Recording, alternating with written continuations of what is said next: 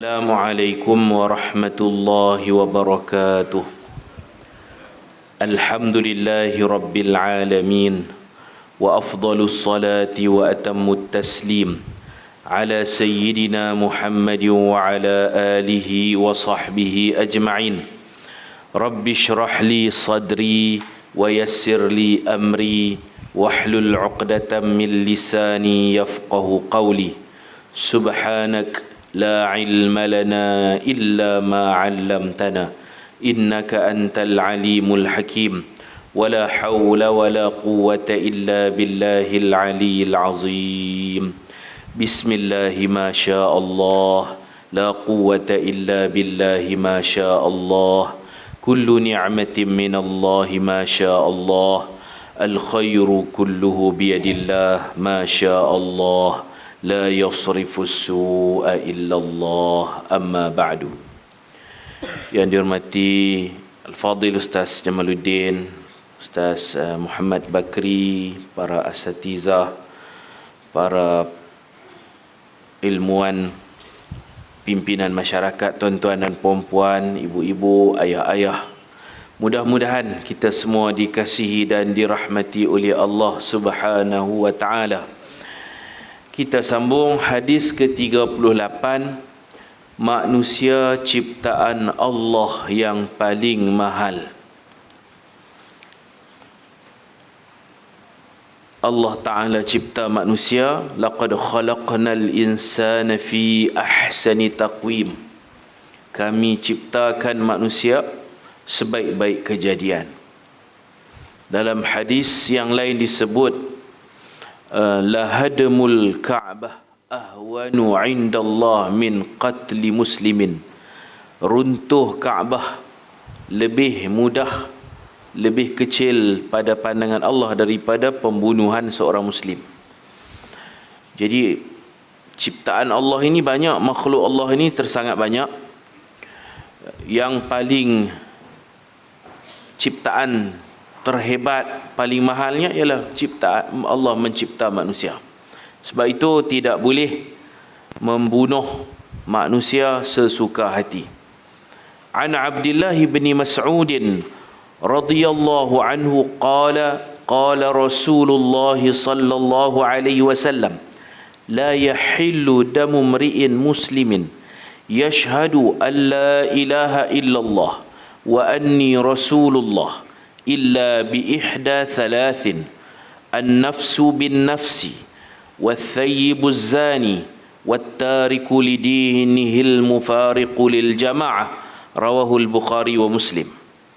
Artinya daripada Abdullah bin Mas'ud radhiyallahu anhu berkata, Rasulullah sallallahu alaihi wasallam bersabda, tidak halal menumpahkan darah, yakni membunuh seorang muslim yang mengaku bahawa tiada Tuhan selain Allah dan aku utusan Allah, melainkan dengan salah satu dari tiga perkara.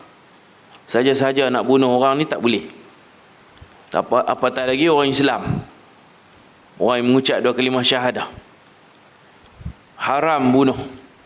Dalam satu peristiwa peperangan yang Nabi tak turut serta, namanya Sariyah. Kalau Nabi pergi sekali itu namanya Ghazwah. Satu peperangan, anak kepada Sayyidina Usamah, nama apa tu? Anak kepada Zaid, Usamah lah, Usamah bin Zaid. Anak kepada Zaid bin Harisah. Sayyidina Usamah ni dalam pergelutan tu ada seorang lelaki ni mengucap, Asyhadu an la ilaha illallah wa asyhadu anna Muhammadar Rasulullah. Dia nak abang kata, aku Islam. Tapi dia berada di perkampungan kafir. Dia nak isytihar kata, aku Islam, jangan bunuh aku. Tapi Usamah bin Zaid ni tolak dia, terlentang, tikam, bunuh, mati. Kerana bagi Sayyidina Usamah, lelaki ni berpura-pura Muslim kerana takut dibunuh. Tak ikhlas. Timbulnya tak ikhlas. Sampai berita ni kepada Nabi, Nabi marah. Tak boleh ya. Kalau kita curiga kepada musuh pun jangan bunuh sebab dia dah mengucap. Tapi dia tak ikhlas.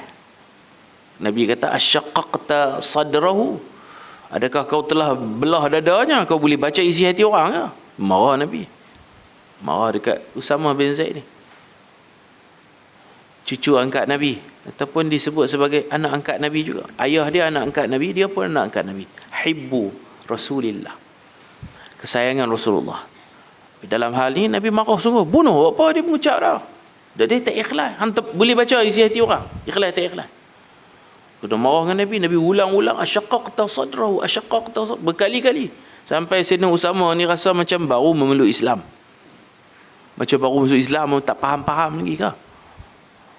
Dan akhirnya Nabi suruh dia bayar diat. Qatlul khata'.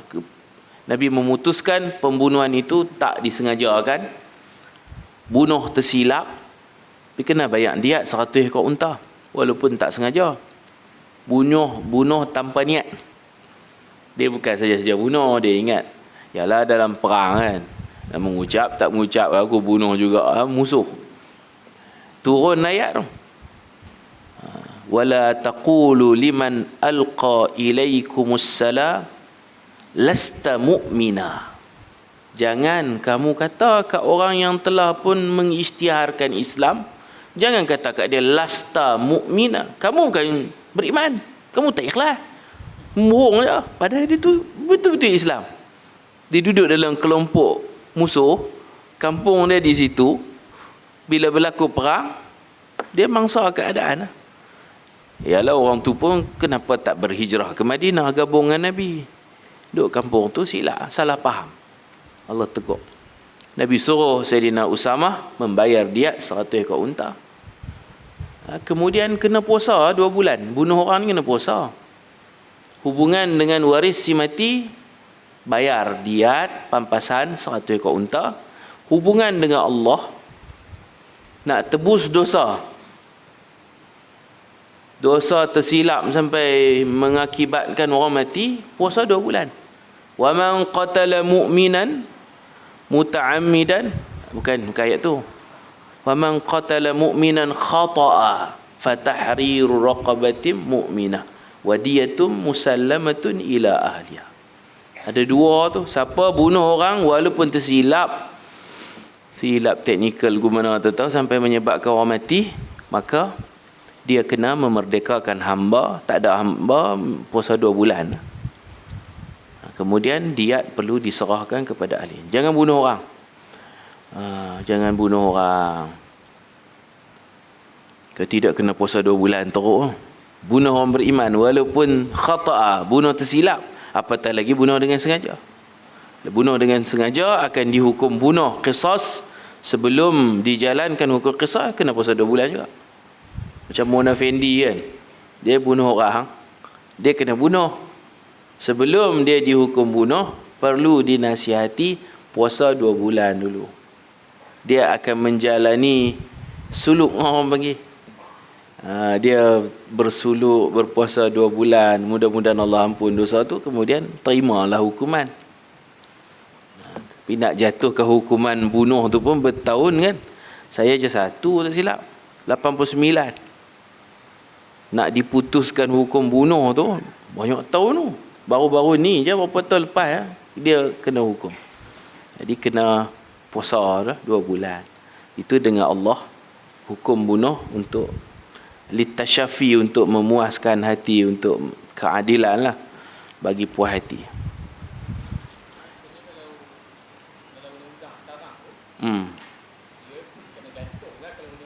Ya, untuk keadilan.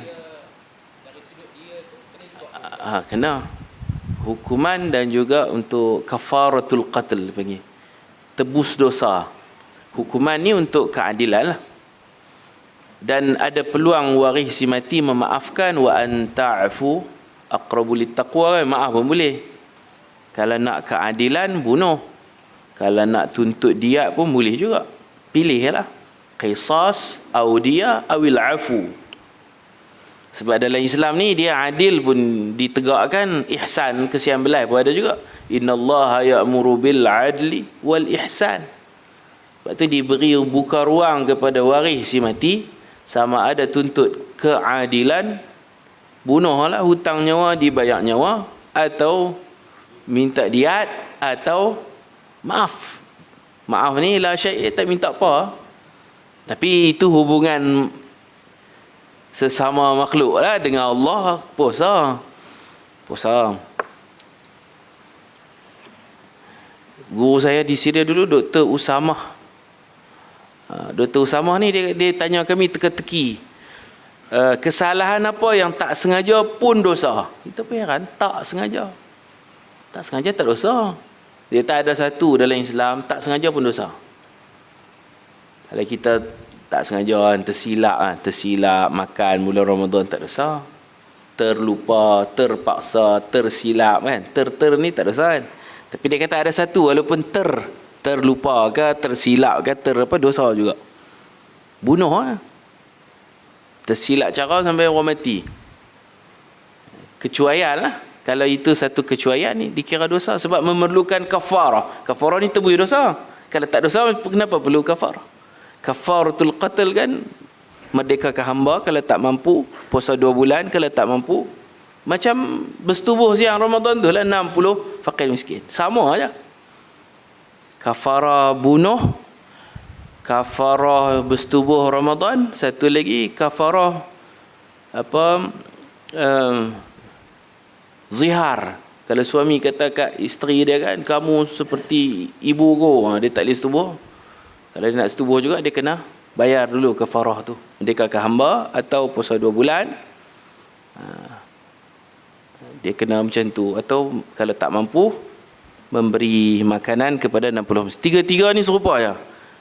Tebus dosa zihar, tebus dosa bunuh, tebus dosa setubuh di siang Ramadan. Merdekakan hamba. Cuma dalam usul fiqhnya, ayat tu ada yang disebut merdeka hamba secara mutlak. Ada ayat merdekakan hamba yang beriman. Itu bahas usul lah. Tapi dia punya kesalahannya hampir serupa. Bila perlukan perkara-perkara itu, menunjukkan ia satu dosa. Walaupun khata', tak sengaja. Wa man qatala mu'minan khata'. Min babi aula kalau bunuh dengan sengaja, dengan niat, lagi dosa lah. Qatlul khata' pun dosa, apatah lagi qatlul amad. Min babi aula, qiyas aulawi, mafhum muwafaqah. Adil. Ya, afu tu ihsan. Adakah sanggup kalau anak kita dibunuh, kita nak maafkan? Terpulang. Tapi ada orang yang mahat tahfiz terbakar tu kan. Bukan terbakar, dibakar. Ada waris yang tak apalah, tak minta apa. Tak tuntut apa-apa lah. Tak tuntut keadilan bunuh ke. Sebab yang bunuh tu pun bawah umur. Bawah umur dia kalau ikut kisah, dia tak kenal lah kisah tu. Tapi dia tetap juga boleh tuntut. Dah anak mati, takkan kena biar saja. Minta duit lah. Pampasan. Dia tak mau apa. Ada waris. Satu lagi yang hari Jumaat di negara mana? Negara orang putih. Australia ke mana? Yang New Zealand kan? Tembak. Nak tunggu nak sembahyang Jumaat. Jadi ada seorang tu dengan janggut dia tu. Bagus ya tengok. Dia tak minta apa-apa. Anak dia mati. Tak minta apa-apa. Itu dari pihak dia tak minta apa-apa lah. Tapi kalau pembunuh tu Muslim, kena puasa. Nak merdekakan hamba, hamba tak ada, puasa 2 bulan berturut-turut, syahrain mutatabi'ain. Dalam Quran disebut macam tu. Dalam zihar min qabli an yatamassa, kalau itu zihar lah. Kalau suami menzihar isteri sebelum nak setubuh, kena itu jalani hukuman dulu. Kalau bahasa tasawuf, kena suluk dulu lah. Nak sucikan diri daripada dosa dulu. 2 bulan berturut-turut. Baik. Kecuali 3 kes jenayah ini memang akan dihukum bunuh. Yang pertama pembunuh. Itu pun bukan kita bunuh sesuka hati, kerajaan lah. Setelah dibicarakan di mahkamah, dijatuhkan hukum bunuh, dia akan dibunuh. Pembunuh. Bunuh secara terus ni, qatlul mubashir ni, ataupun bunuh dengan bersebab, sihir ke. Tukang sihir tu akan dibunuh kalau dia penyebab mati ke. Sihir ada yang sampai mati orang. Setelah disiasat lah. Orang berzina yang telah berkahwin, ini curang, dia akan kena rejam kan, hukum Islam rejam. Dulu-dulu ada ayat Quran, tapi telah dimasukkan tulisan. Suami curang ke isteri curang ni hukumnya rejam dengan batu sampai mati. Ada ayat Quran, tapi kalau kita cari tak ada, dihapuskan tulisan, hukumnya dikekalkan, hukum rejam. Asy-syaikhatu wasy-syaikh idza zanaya farjumuhuma. Dulu-dulu ada dalam Quran. Tak ada dah sekarang. Dah dimansuhkan tulisannya. Penzina lelaki, penzina perempuan, penzina lelaki yang dah kahwin, yang muhsan ni panggil, maka rejam. Matilah dia. Ni pun tindakan pemimpin. Dan orang yang meninggalkan agamanya ni murtad. Memisahkan diri dari jemaah kaum muslimin ni, orang keluar Islam lah. Kalau dia tak masuk semula, dia dibunuh. Kalau dia masuk balik, okey, tempoh murtad tu dia kena qada semua ibadat dia. Dalam tempoh murtad lah. Dia murtad 2 tahun, dia kena qada puasa 2 bulan, dia kena qada solat. Tempoh murtad tu lah. Kemudian dalam fiqh ni ada lagi yang ni 3 je kan. Kalau kita baca fiqh hudud, ada juga yang dikenakan hukum bunuh, iaitu orang yang tarikus salah, tinggal semayang, malas tak mau semayang. Setelah dinasihati dia tak mau semayang juga, di kaunseling tak mau semayang juga, dia akan dibunuh. Macam kita baca sebelum ni lah kan. Bunuh tu ada 2 lah, bunuh murtad kalau dia mengingkari kewajipan salat, ataupun bunuh sebagai hudud, dia masih Islam, dia tak semayang pasal malas. Tanya dia dululah, kenapa tak semayang. Tapi biasanya kalau dinasihati di penjara, dia pun takut kena bunuh, dia semayang. Kira hukuman tegas lah. Murtad bunuh, tinggal semayang bunuh, pembunuh dibunuh, curang dibunuh. Itulah. Ini semua hukuman yang berat lah. Berat sekali. Nak kata berat pun tak lah, ni hukuman Islam. Berat punya memang selayaknya lah. Memang kena jenayah berat, jenayah besar. Allahu Akbar. Ya. Ya. Tarik. Ya, ya. Jadi bukan sekadar murtad, tapi dalam masa yang sama dia memisahkan dirinya daripada jemaah muslimin. Hanya bukan terhenti, bukan tarik diri. Maksudnya termasuk dalam muakkadahnya dia melakukan tindakan memisahkan dirinya daripada masyarakat Islam. Meninggalkan bagi agamanya. Dalam masa yang sama, Ya, al-mufariqu lil jamaah. baru nak sabit untuk halal darah. Ya, betul. Kalau dia tinggal agama ni, tinggal solat, tinggal puasa tu, dia tak murtad lah. Dia memisahkan diri daripada jemaah sini, makna jamaatul muslimin. Memisahkan diri, dia mengisytiharkan, kata dia keluar daripada Islam. Baru dia, kalau dia tak melaksanakan, dia tinggal semua syariat, tak kena bunuh dia. Sehingga nyata kata dia tu kafir, murtad, baru dibunuh. Hadis tadi macam mana? Hadis yang meruntuhkan Kaabah.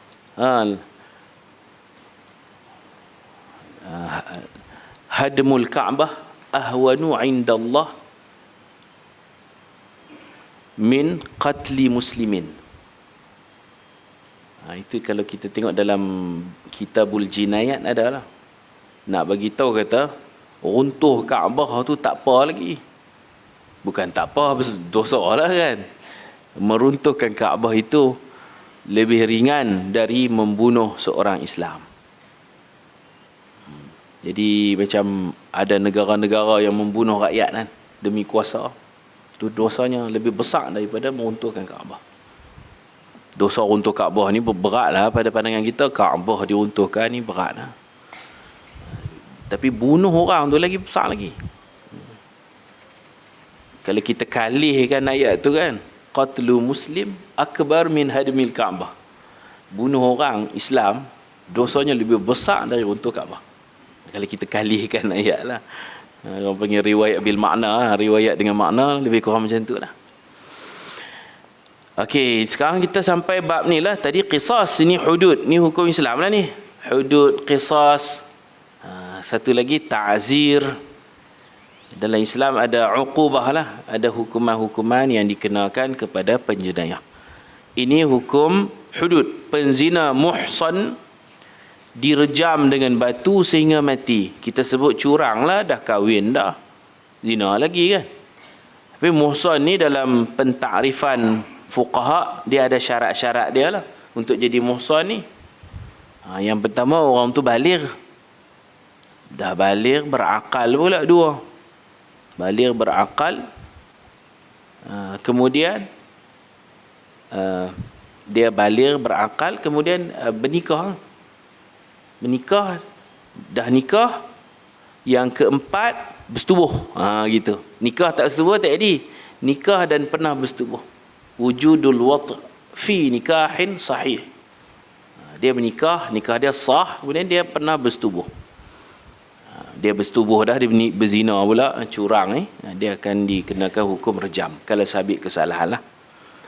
Dia tak gila, dia bukan kanak-kanak, dia bukan bujang, dia sudah bernikah. Dan nikah tu pula ada dua, ada orang menikah tak setubuh. Nikah apa? Gantung. Ni nikah hak setubuhnya ni. Sama ada dia dah bercerai jadi janda duda, ataupun dia masih ada isteri, dia dikira satu kesalahan yang berat, muhsan. Kemudian satu lagi, saya terlupa syarat dia, merdeka. Sebab hamba dia akan kena separuh.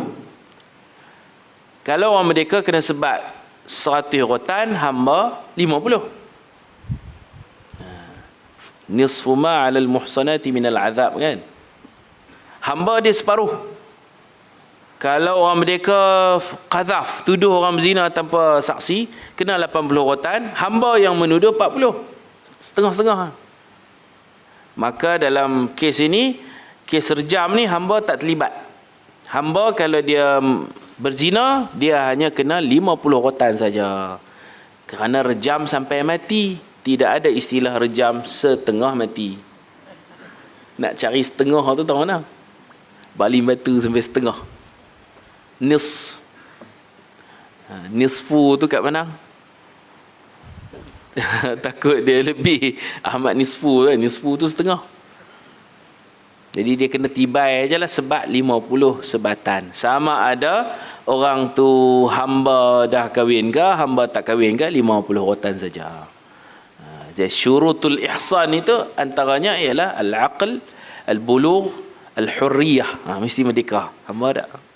Kemudian wujudul wat' fi nikahin sahih.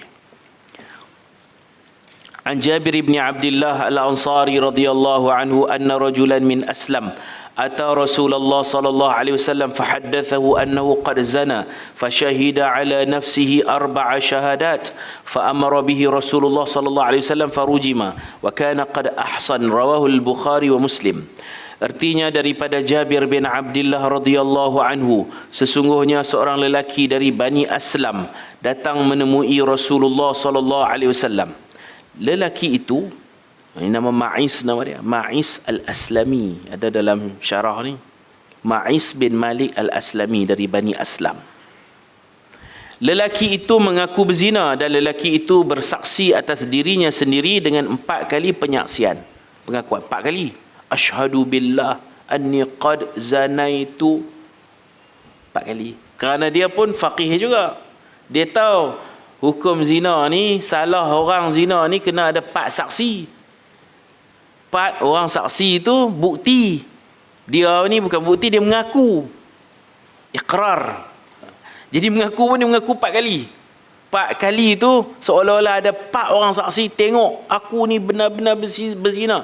Asyhadu billah, aku bersaksi dengan nama Allah. Anni qad zanaitu, sesungguhnya aku zina. Aku tu dia lah, bukan saya.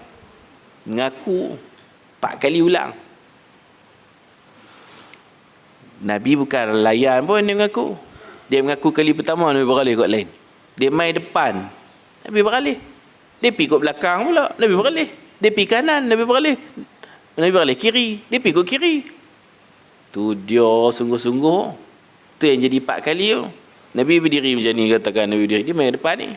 Mengaku, aku bersaksi dengan nama Allah, aku zina, wahai Rasulullah. Beralih kat ni Nabi. Tak mau layan. Sampai 4 kali. Cerita dia kalau dalam Islam ni bukan nak hukum orang, nak mendidik. Kalau tak ada bukti tu, tak mau hukum lah. Nabi tak mau hukum dia. Dan Nabi tanya dia, abika junun, hang gila lah. Kalau gila tak kena rejam. Rejam tu kan syarat dia berakal, baligh kan. Abika junun, nak baligh memang dia baligh dah, besar dah. Abika junun, adakah kamu ni berpenyakit gila? Tak. Kemudian Nabi cuba bagi peluang untuk dia tarik balik pengakuan dia. Nabi kata, la'allaka, boleh jadi kamu ni cium dia je kot. Cium-cium je.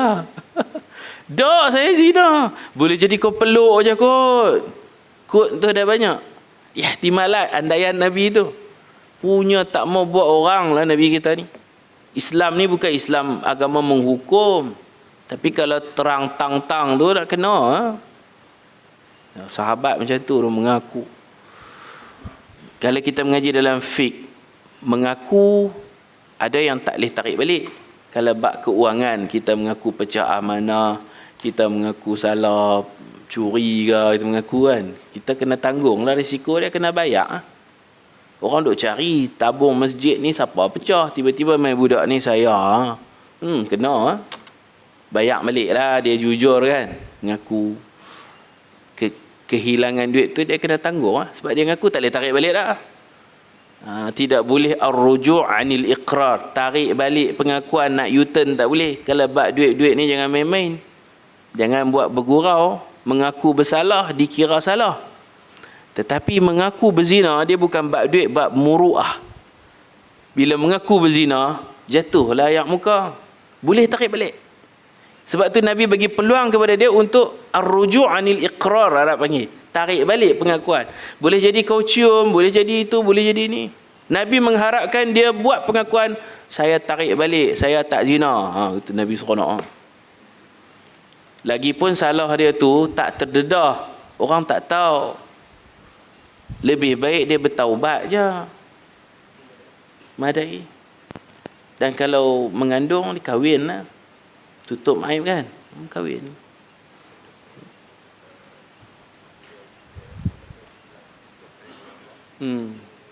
Dia dengan Tuhan tak payah buka-buka.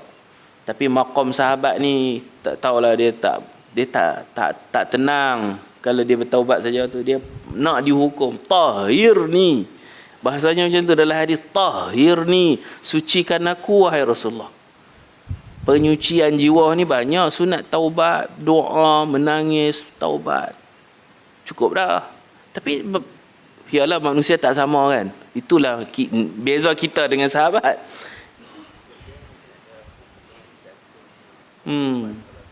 Kalau mengandung, ya, selesai dah. Tambah pula macam zaman sekarang ni, tidak ada hudud, tidak ada qisas, tak perlu viral, tak payah mengaku lah. Senyap-senyap sudah, Allah dah tutup. Kalau mengandung tu, bertanggungjawab kahwin. Tak payah up status dalam Facebook, saya terlanjur apa semua, riuh lah. Buat rakaman video TikTok apa, yang tu nak view tu, ngaku kan. Zaman Nabi ada peruntukan tu, dan Nabi memang laksanakan. Tu pun Nabi tak mau. Dia mengaku sungguh-sungguh. Gila ke kamu ni? Tak gila. Cium je kot. Dah, bukan dekat cium, lebih pada tu. La ilaha illallah.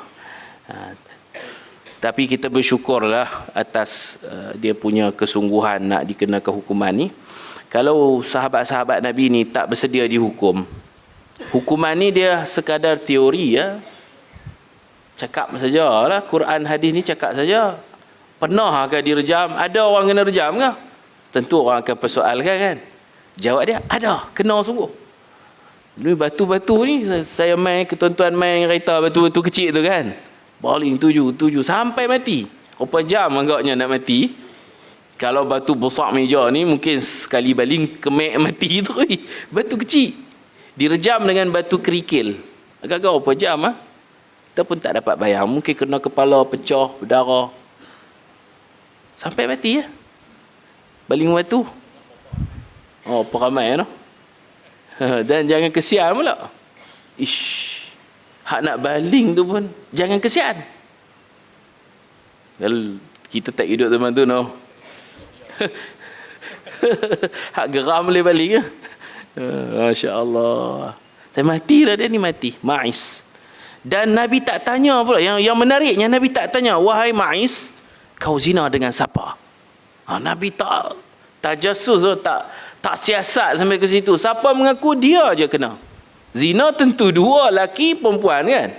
Nabi tak tanya langsung, kamu berzina dengan perempuan mana? Kampung mana? Nama apa? Nombor IC? Tak pulun lah orang Kedah kata, tak cari ya. Siapa mengaku dia terimalah akibatnya. Perempuan tu tak tahu siapa. Sampai sekarang tak tahu. Zina dengan siapa tak tahu. Tak keluar langsung soalan Nabi, ya kau berzina, okey betul dah sungguh-sungguh sangat, bagi tahu kami zina dengan siapa. Dan dia pun tak bagi tahu. Tutup aib lah orang bagi kan. Dalam Islam ada juga tutup aib. Perempuan yang dia berzina, zina suka sama suka, dia tak bagi tahu, dia tak dedahkan perempuan mana yang dia berzina. Dia seorang je kena, cukup lah. Mungkin perempuan tu pun tak mengandung kot. Dalam kes yang lain Ghamidiah, bukan Ghamidiah tu berzina dengan mak ini, dah selang beberapa bulan orang lain pula mengaku Ghamidiah berzina dengan seorang lelaki. Ghamidiah tu pun serupa, tak habaq dengan lelaki mana. Nabi pun tak tanya. Kalau kita di Malaysia ni, kalau mengaku tu dia heret orang lain sekali. Dia mengaku kena liwat, dia cerita siapa liwat dia, aku tu pula. Kan? Betul ya tak betul ya? Dia jenis macam tu. Kalau kata dirogol tu memang perlu didedah lah siapa penjahatnya kan. Kalau kata jenis suka sama suka ni ada skandal apa, mengaku satu dengan siapa tu, tu jadi satu tuduhan pula, kena siasat tu. Kadang-kadang ada orang ni dia akan heret orang, dia mengaku bersalah dan dia akan pesalahkan orang. Itu masalahnya. Jadi sahabat Nabi memang baik betul ya. Dia kena seorang dia sanggup kena dia seorang, dia tak ada nak cerita-cerita kerana dia tahu nanti akan jadi itu satu fitnah atau satu tuduhan panjang cerita. Dia mau kena hukum dia, sudah cukup.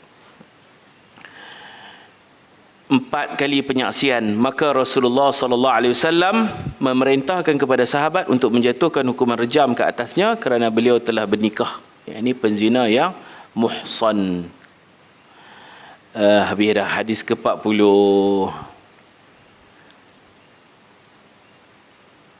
Syarat-syarat untuk memotong tangan pencuri, ini pun hudud juga ni.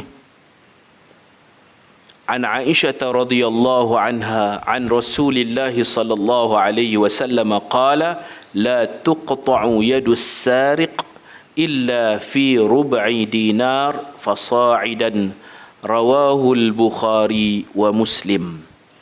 Artinya daripada Aisyah radhiyallahu anha, daripada Rasulullah sallallahu alaihi wasallam bersabda, tangan pencuri tidak dipotong. Yalah memang dia curi tapi tak boleh potong tangan dia, melainkan pada kadar 1/4 dinar atau melebihinya. 1/4. Kita kena tahu 1 dinar dululah. Siapa tahu 1 dinar berapa ringgit? Siapa baru beli dinar? Tak ada orang beli dinar. Berapa? 1,400. Jadi kita bahagi 4 lah no. 600 ya. 6 7 14 21 4 8 12 16 1,600. 1,400 lebih. Dalam 500 lagu tu. Bukan 4 lah no. 3 6 9 12. Kalau 300 400 4 8 12 16 1,600 ya. Hampir-hampir lah. Katalah RM400 barang yang dicuri itu RM400. Baru kena potong tangan. Dia curi telur ayam sebiji tak kena potong lah. Jadi dia ada banyak syarat-syarat dia lah. Syarat barang tu, barang yang dicuri mestilah nilainya kita kata RM400. Kurang pada tu tak kena potong. Curi laptop boleh potong tu. Curi laptop, curi handphone mahal-mahal ni. Boleh dikena. Boleh ya kalau ada undang-undang tu di dalam sebuah negara. Tak boleh tu imam potong ke. Tak boleh. Ketua kampung tangkap aku kerak tangan. Tak boleh. Dia perlu digubal menjadi satu undang-undang. Hakim yang memutuskan potong ke tak potong. Dan kalau selesai ni di luar mahkamah memang tak perlu potong lah. Buat selesai gitu, ganti balik nilai curi, habis selesai. Kalau kes ni dibawa ke mahkamah baru dia jadi serius. Hakim memutuskan potong, kena potong. Potong ni tak mati ya, tak mati. Buang tangannya macam orang buang kaki kecil manis, tak mati. Dia perlukan kerjasama dengan doktor. Potong ni tahun ni. Direnggangkan sendi ni, dia letak pisau, putui. Kemudian ditutup darah ni, kalau tidak darah keluar banyak, pendarahan boleh menyebabkan maut, kan? Jadi ini semua bidang doktor lah. Hakim mengeluarkan arahan, doktor bersedia, boleh buat lah. Lepas tu orang serik, orang tak ni curi ya. Nakalam minallah. Wallahu azizun hakim. Pencegahan dari mencuri datang daripada Allah. Orang takut. Di barang tu nilai banyak tu.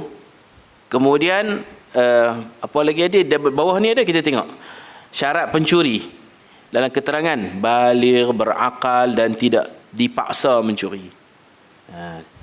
Kalau dia mencuri itu kerana terpaksa, miskin, nak makan, kebuluran, keadaan memaksanya atau ada orang tertentu paksa dia tak kena potong. Kena kaji dulu lah kes ni. Orang susah curi susu, pampers tu, tak kena potong. Dosa lah, tapi tak kena potong. Sayyidina Umar dulu tak potong tangan pada amul maja'ah, tahun kebuluran. Hujan tak turun, barang mahal, orang nak makan, dia tidak memotong tangan pencuri. Padahal dia tegas ya, Sayyidina Umar kan. Dia tengok suasana tu tak sesuai, tak potong. Yang nak kena potong ni orang kaya tu curi lagi. Dah kaya duit banyak dah curi lagi. Itu memang patutlah, logiklah dipotong. Dah kaya duit banyak, gaji besar, curi lagi, tak puas-puas lagi. Ini memang patut kena potong ni. Kalau rakyat ni biasanya dia curi ni kerana perlukan, keadaan terpaksa. Dia pun dah buntu, curi, tak kena potong. Dulu ada orang kaya zaman Nabi kan, mencuri. Kemudian mereka fikir macam mana nak jumpa Nabi. Nabi tegas. Mereka pun tak berani jumpa Nabi. Mereka jumpa Usamah bin Zaid itulah, cucu angkat Nabi. Suruh pujuk-pujuk Nabi. Kok adalah budi bicara ke apakah. Nabi marah. Nabi himpun orang ramai. Nabi marah. Tiada syafaat lah kepada penjenayah. Itu maksud Nabi. Nabi marah, Nabi bersumpah, Nabi kata, demi Allah, kalau anak perempuanku, putriku Fatimah binti Muhammad mencuri, la qata'tu yadaha, anakku pun aku potong. Anak perempuan kesayanganku Fatimah mencuri, aku potong tangan. Inilah penyebab kemurkaan Allah terhadap umat-umat dahulu. Umat-umat dulu, rakyat biasa curi, dipotong tangannya. Maknanya potong tangan ni bukan undang-undang syariat Nabi Muhammad je, syariat dulu pun. Tapi kalau pemimpin-pemimpin mencuri, taraku ni biar. Orang-orang besar curi, biar. Rakyat biasa kena jerung bilih kan. Jadi Nabi tak ada double standard macam tu. Potong tangan. Curi sardin pun tu kena. Itu selalunya orang nak makan. Orang lapar. Curi roti kan. Tak patutlah. Dosa memanglah dosa. Lepas tu dia ada syarat-syarat barang ni. Di sini kita tengok ada 3 syarat. Dalam fiqh jenayat ni panjang lagi lah perbahasannya. Nilai barang itu mestilah sekurang-kurangnya sama dengan 1/4 dinar atau menyamai nilai 1 gram emas. kerana 1 dinar pada hari ini bersamaan lebih kurang 4 gram emas. Ni saya rujuk kitab jinayat lah. Jadi mungkin RM500 macam tu. Barang itu disimpan elok. Ni penting ni. Pada tempat simpanan, Arab panggil hirzul mithli. Hirzul misli. Tuan punya barang, simpan barang kan, maqasid syariah ni, maqasid syariah ni ada hifzul mal. Jaga harta. Kita tuan barang, jaga elok harta kita. Dan pencuri pun jaga, jangan curi potong tangan. Kalau kita tak jaga, kereta hilang. Pasal apa?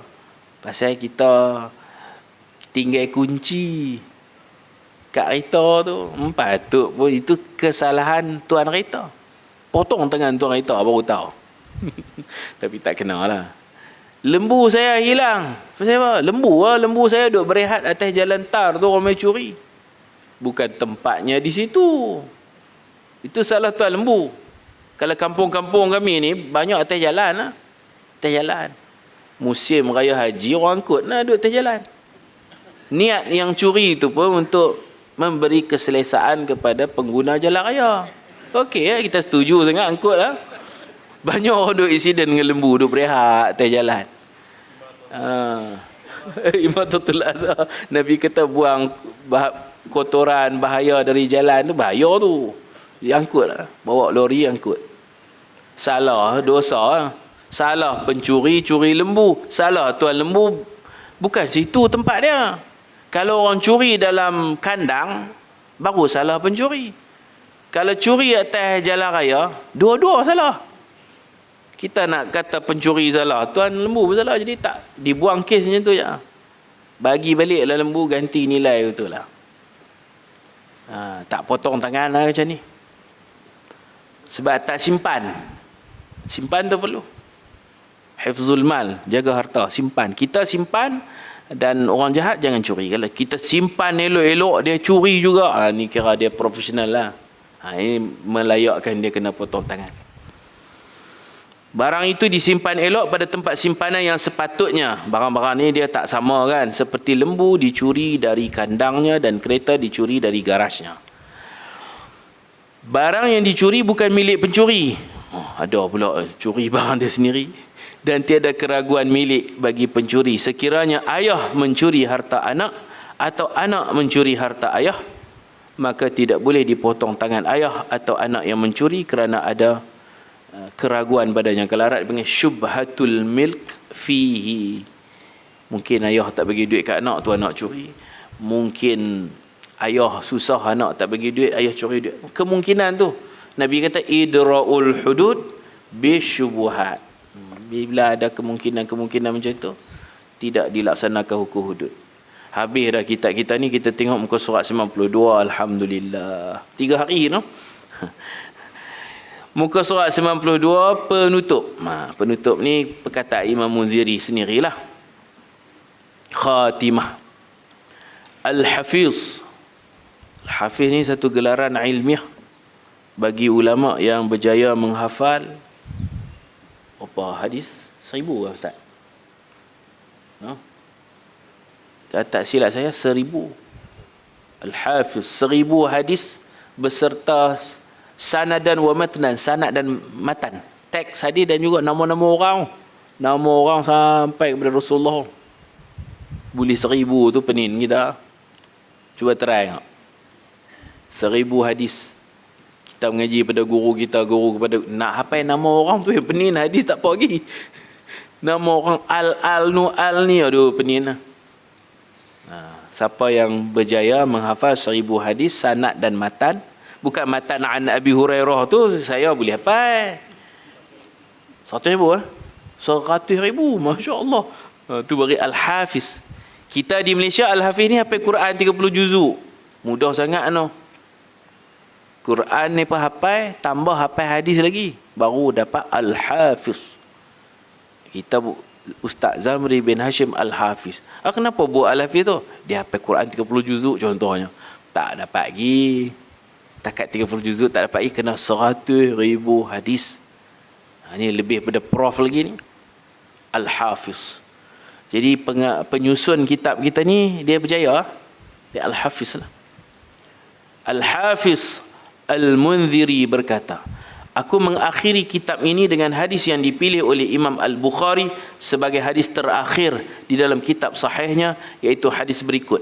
An Abi Hurairah radhiyallahu anhu qala qala Rasulullah sallallahu alaihi wasallam, kalimatan khafifatan 'ala al-lisan thaqilatan fil mizan habibatan ila ar-rahman. Kita sama-sama sebut subhanallahi wa bihamdihi subhanallahil azim. Rawahul Bukhari wa Muslim. Artinya daripada Abu Hurairah radhiyallahu anhu berkata, Rasulullah sallallahu alaihi wasallam bersabda, dua kalimah yang ringan di atas lidah, berat pada timbangan dan disukai Tuhan yang Maha Pemurah. Dua kalimat itu ialah subhanallahi wa bihamdihi subhanallahil azim. Jadi pengarang walaupun dia menyusun kitab-kitab fiqh, hadis-hadis hukum, tapi dia peringatkan kita juga untuk selamat dunia akhirat, macam Nabi pesan kepada Sayyidina Muaz, pastikan lidahmu basah dengan menyebut nama Allah. Lah pandai hukum kok ni pun mulut ni malas, tak guna juga. Jadi dia tutup dengan zikrullah. Banyak-banyaklah bertasbih subhanallah bihamdi subhanallahil azim, zikir pemberat timbangan di akhirat nanti. Kok-koklah timbang-timbang tak cukup, sikit lagi tak cukup. Kita doa amal zikir ni dia boleh memberatkan neraca kebaikan kita di akhirat nanti. Imam Al-Munziri berkata, kitab ini telah disalin oleh Naim bin Muhammad. Siapa dia tak tahulah, anak murid dia lah. Dia imla ya. Dia sebut al-hadithul awal, al-hadithul awal la yaqbalu Allah salatan bighairi tahur wala la yaqbalu Allah salatan bighairi tahur wala sadaqatan min ghulul. Macam itulah hadis pertama. Hadis kedua, ya, buat satu majlis lah 40 hadis tu, anak murid dia tulis. Salin imla. Guru cakap, anak murid tulis. Banyak ulama-ulama macam tu. Kadang dia tak tulis pun, dinisbahkan kepada dia, dia hanya muhadarah ya. Kan? Macam Imam Abu Hanifah tu, Imam Abu Hanifah tak pernah menulis satu kitab pun, tapi orang duk kata imam kitab anak murid dia salin daripada pengajian. Imam Abu Hanifah ni dia kata, ana uallifur rijal, saya tak karang buku, saya karang tokoh. Dia buat kerja karang anak-anak murid. La uallifur kitab bal uallifur rijal. Aku tak karang kitab, aku karang melahirkan ulama, karang ulama, cetak ulama. Aku tak cetak kitab, aku cetak ulama. Kalau di Syria dulu ada Syekh Hasan Haban Nakah. Orang cari ada satu je kitab dia buat syair matan ghayah wa taqrib, itu je lah. Macam alah tu je. Satu kitab lah. Kitab pun kitab yang dah ada, dinazamkan, dilagukan syair. Matan ghayah wa taqrib tu ada dah. Dia ubah jadi syair. Satu tu je. Tapi jasa dia karang, anak-anak murid dia semua pengarang kitab. Dia cetak ulama. Itu macam Imam Abu Hanifah lah. Semoga Allah, ni doa kita kata amin lah. Semoga Allah merahmati sesiapa yang membaca kitab ini dan mendoakan kepada penulisnya dengan rahmat, juga kepada sekalian muslimin dan muslimat. Alhamdulillahirabbil alamin. Dan di belakang ni saya tuliskan sanad kitab Sahih Al-Bukhari dan juga Sahih Muslim. Sahih Bukhari dan Sahih Muslim, sebab dalam ni hadis tak lari daripada Sahih Bukhari, Sahih Muslim. Sanad kepada Imam Munziri itu tak ada lah. Sanad kepada Imam Bukhari dan Muslim ada di sini, tuan-tuan baca sendirilah. Sanad tu saya terima ijazah daripada guru kita, Syekh Ahmad Fahmi bin Zamzam Al-Banjari An-Nadawi Al-Maliki. Beliau telah mengijazahkan kepada saya sanad ini yang terkandung dalam kitabnya yang berjudul Al-Awail Az-Zamzamiyah Al-Malikiyah wa Ba'dul Musalsalatil Masyhurah. Dia ambil sanad tu daripada Abu Ya Sayyid Muhammad bin Alawi Al-Maliki Al-Hasani. Jadi antara kita dengan Imam Bukhari ada 15. Kalau tuan-tuan masukkan nama di sini jadi 16 lah. Masuk nama tuan-tuan ni jadi 16. Kemudian Imam Muslim,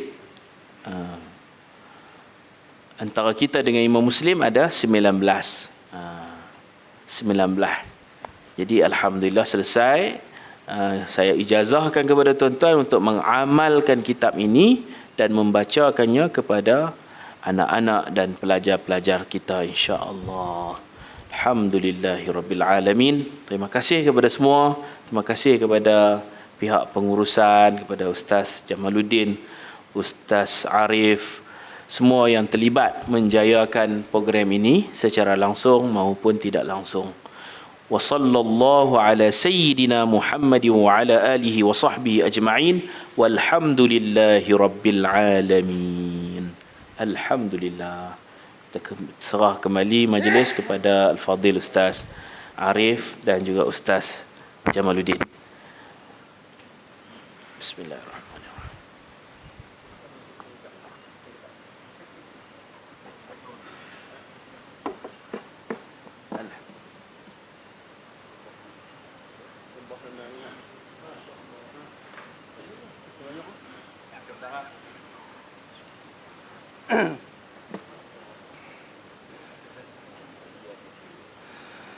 Alhamdulillah, selesai sudah kelas daurah kita pada petang ini yang dipimpin oleh Al-Fadhil Ustaz Zamri bin Hashim. Mudah-mudahan kita berdoa kepada Allah Subhanahu wa taala memberi kepada kita kefahaman dan juga kekuatan untuk kita beramal dengan apa yang telah pun kita pelajari, yang selalu kita dengar daripada para penceramah, para asatizah bila mana dia ceramah, dia ngajar dan dia akhiri ceramah ataupun pengajian dia dengan satu doa. Semua kita hafal doa tu. Dia dah selesai ceramah, dia akan sebut wabillahi at-taufiq wal hidayah. Assalamualaikum warahmatullahi wabarakatuh.